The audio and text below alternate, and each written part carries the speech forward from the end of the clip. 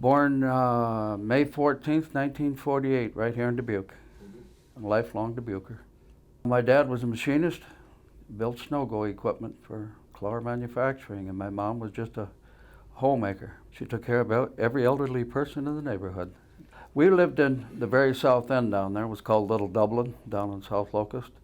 Great bunch of retired folks, and everybody took care of one another down there. I guess that's where most of what I carry through life was instilled in me down there.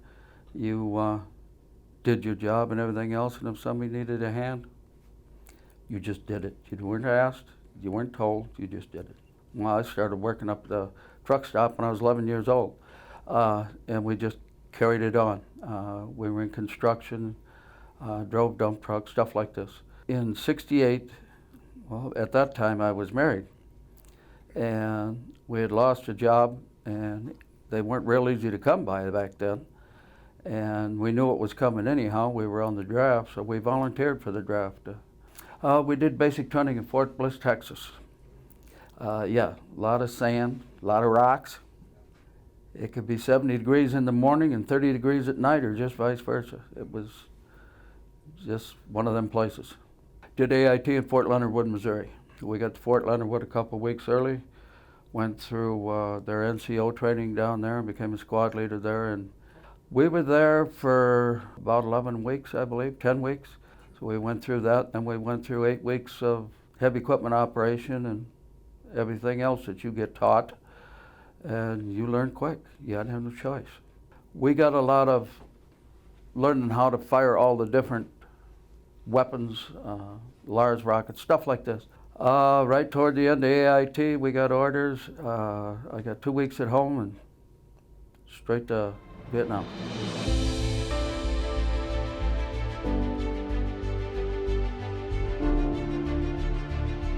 We went over on a Flying Tiger Airlines. It was a commercial flight. That was quite an experience in itself. We left San Diego, flew to Alaska, and we were about 4 hours late leaving San Diego because they were working with the aircraft. Landed in Anchorage, Alaska on 2 engines out of 4, and we spent about 6 hours on the ground while they worked on it some more. So then we got back in there and flew to, I believe they went into Japan, fueled up, and then into Vietnam. Yeah, when we got there, they were having a mortar attack on the far end of the air base. So it was out of the aircraft and in a bunker. And the one thing I learned when I got in that bunker, this is no place I want to be, in the bunker. It kind of closes in on you. And everything is such a blur when you were there, you know, it just, we landed down there in Benoit, and Long Bend's only, 10, 15 miles away. First went into Long Bend, we were assigned to a construction outfit. Well, we were only there a short time, and they were disbanding the construction outfit that we were in. I think I was in there 6 weeks. And they were starting up a land clearing company. You had to be a volunteer to be in it, to get into it to start with, and you know, I'm here to work, so let's get with the program. The whole battalion was being formed then, and there was 3 land clearing companies and 1 transportation company. Our job was when they get a lot of infiltration out of an area and they couldn't find them, we'd go in and level the jungle. And by leveling it, I mean you take everything down to about 2 foot tall and you run them out one way or the other. Oftentimes we discovered many tunnels. I always say I don't know how a person could live like a rat, but they did. And it was unbelievable what they had underground. They had hospitals, ammo bunkers, and there was areas that you couldn't see from here to the wall. If you could see 15 feet in front of you, you were doing good with the bamboo and everything. So it's quite a challenge. 90% of the time we were in what was called a free fire zone. The enemy, that was their backyard. So if you seen something in front of you and it was on 2 feet, it didn't belong there. We always had a company of armor with us, APCs and tanks, and if there was friendlies in the area, you were always informed. We would be in the field 45 out of 60 days, and we'd come back in and try to put back together what you had out there, rebuild it so it'd go back out, get the new stuff. There was times we'd come in and out of 30 Rome plows, we'd only come back with 10 or 15. When you were in a cut, you didn't like to wear any more than what you needed to. And there was a reason for that. If you hit a tree full of ants, you got them. And if they're full of bees, you pop smoke grenades and get out of there. Because over there, the bees are big enough and strong enough. If you got over 6 bee bites over there, they would dust you off to get you back in, to get you taken care of. Because you would swell up terribly. And that's the reason you didn't wear any more clothes or anything than you had to. Ants, during the monsoon season, they'll get in trees and they'll just keep building on top of one another, and they'll get big bunches. When they're on the ground, when the dry season, they've got ant hills over there that are 10 feet high. And when you get a bunch of them ants on you, they're not like our little ants here. They're about like that. And when them little guys bite you, they'll leave you a little 1/4-inch cut there to remind you they were there. So they weren't the friendliest thing around. You never got bored with the same thing every day, believe me. Your day was usually 12, 14 hours a day. Because when you got back in at night, you had to sharpen that blade. The blade on a land clearing machine is actually buffed every night. And it is sharp enough that you could cut yourself. And you can take a tree that's as big as this table, and there's a stinger on there that comes out, and you just chip it away. You hit that tree twice and push it over. We never come up to a tree that we couldn't take down. When you'd be clearing the bamboo was the worst thing, because it'd lay on top of you to where you couldn't see, and you had to swing out and back out of it. And this is where the operator's skill comes in, because when you can't see what's in front of you, you're in a line. You might be the front dozer, you might be the middle one, you might be the last one. The last thing you want to do when you raise the blade up to get out from underneath that stuff is run that through that machine in front of you. It's hard to judge the height of a tree. And if you were working in close proximity with another plow, there was oftentimes that it'd come down on top. Not her thing. You keep driving out from underneath it and you just keep going. We typically tried to clear 100 acres a day. It's a big chore because you never knew what obstacles you were going to get into during the day. There was a lot of times we had 4-minute air support from the Navy. We always had Cobra gunships around. The longest it ever took was about 4 minutes to get jet support. And I'll tell you what, it's a pretty sight when you need them. And you come down, when you're close enough, you feel the heat off that napalm, you're close enough. We were always short people. We had, like I said, we had a lot of them that were truly messed up, that we never did see, and you never did hear whether they made it or they didn't make it. Last you seen them, their heart was still pumping when they left, so you just give them the good luck. We're a very close-knit bunch, but after you're there 4 or 5 months out there, and you watch how many of them go off in the chopper, you help put them in the choppers, you start having a guarded relationship with people.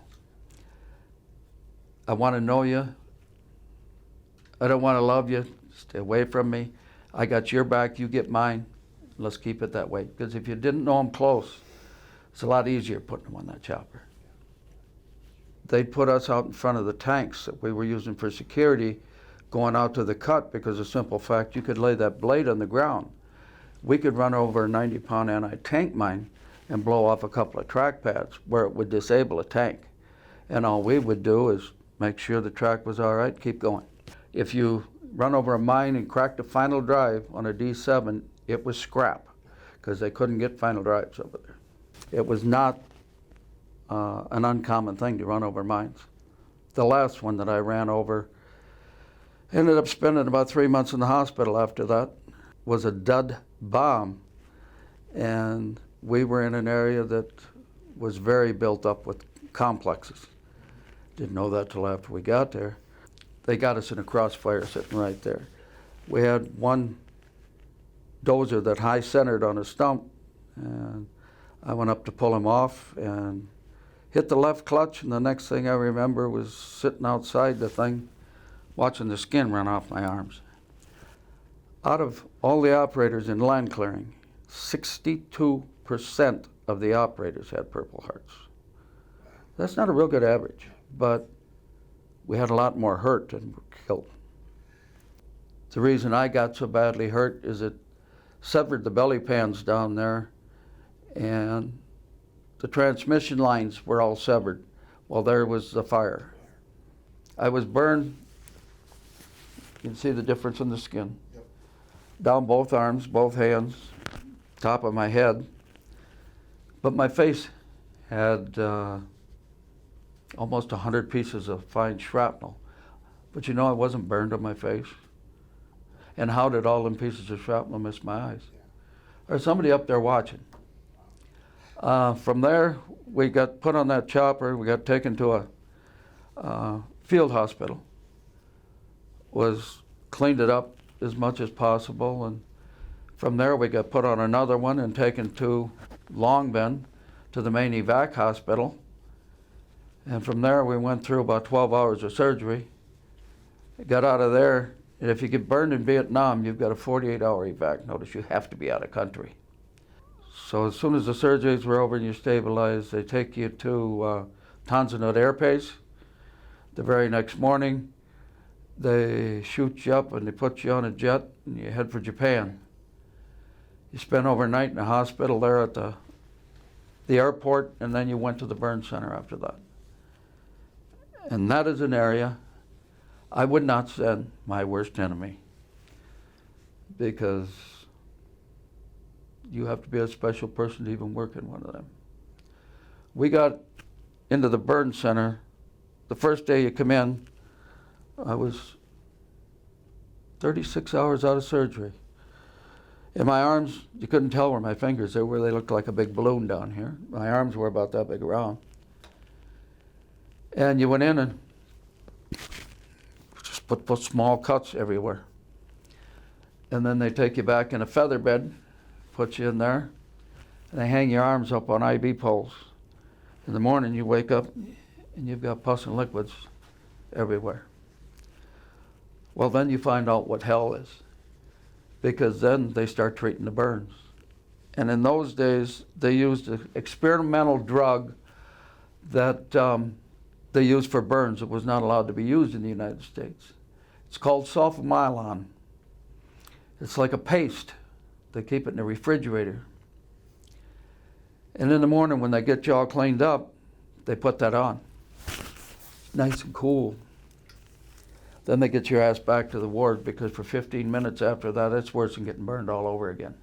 And they put that on twice a day. And you go through 30 days of that, you're going to learn respect. You can actually put your mind somewhere else. You could be hurting so bad that you can't talk, but your mind's somewhere else. It's got to be, or you won't make it. In the morning, they take you in, and they sit you in the, we call it the horse trough. It was like a big, that you would see on the farm, full of water, and they put you down in there, and there's a cradle in there. And they soak you in there while they're working on the person next to you. And after they get done with him, they put the salve on him, and he goes. Well, then it's your turn. They pick you up out of there in the straps and sit you down in the one over there, and it softens that, because it gets hard overnight. And they actually, I always said it looked like a butter knife. They just scrape it. And you got to remember, this is all raw. And they scrape it down. And when they get it off, any scar tissue that forms, they literally take a pair of tweezers and fillet it like a fish. You know, it was the awfulest thing I've ever went through in my life. But you see, these hands work. My arms work. And then you get introduced the second day to the physical therapist. He come walking in with a limp because he had been burned behind his leg and he couldn't walk. The man said, I'm going to be the person you're going to love to hate. And he comes in and says, now see how far you can move them fingers. And with every bit of strength that you can muster, you can move them about that far. He says, no, I mean like this. And they do that every morning. After the first day, he never did it again. Because when he'd come in, I'd see him walk into the bed, and I would do it. And it splits that skin every day. And the blood would flow. It's all part of it. Because if it don't, it gets hard like that table, and you don't move it. So yeah, respect. I learned a lot of respect for a lot of things and a lot of people. The people that work in them burn centers, God bless them, because they're some pretty special people. And when we got ambulatory to where you were up and walking around, you helped. You'd run downstairs and get blood. You'd run downstairs, get medicine, bring it back up. You did anything you could do. We spent about 6 weeks there, and we were put on another evac plane, and we came back to the United States. The funny part of it is, I was a fourth stretcher up out of 5 on the side of a C-141. She says, how you doing? Well, she give you that morphine, and God, that was a smooth flight.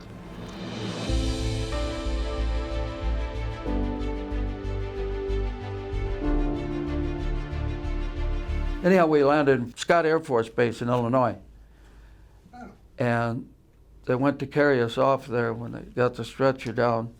And believe me, them straps were undone before they ever grabbed that stretcher. And I got off and walked. You can't do that. And you watch me. You think you carry me off this sumbitch. It ain't going to happen. The next day they processed you, figured out where they were going to take you. We were put on another hospital flight, taken to Fort Riley, Kansas. I called my wife when I got there.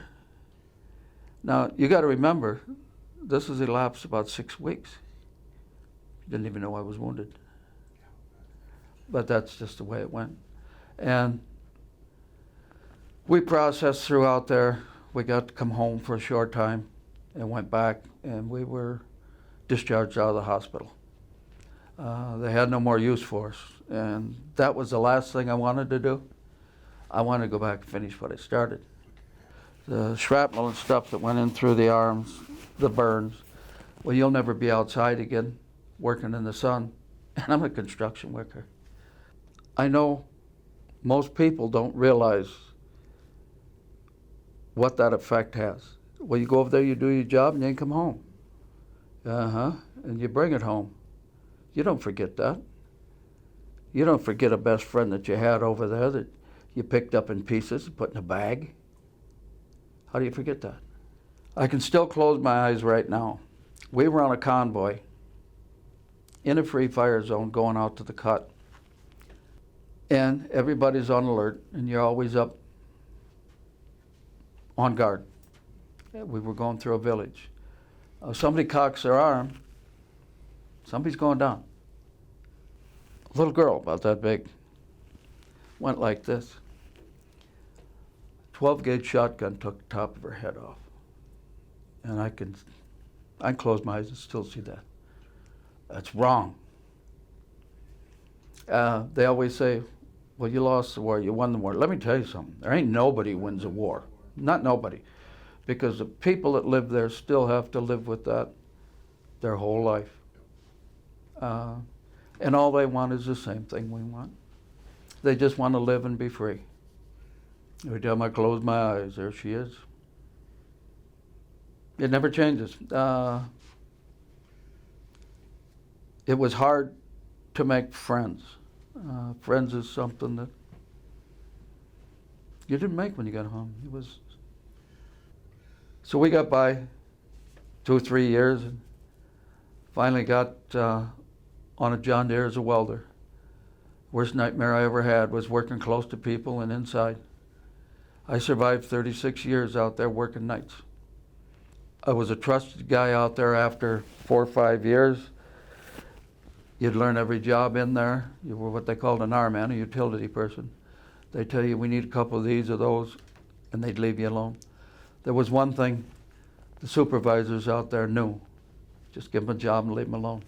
I didn't do well around people, didn't like people, And that went on for 45 years. 45 years. They got rid of nights out there, and I couldn't handle it. Ended up retiring. And then the best thing that ever happened in my life was after that, me and Jim Wagner started the Veterans Freedom Center. And that was 12 years ago. We have veterans down there that tell you they wouldn't be there. It wouldn't be for that place.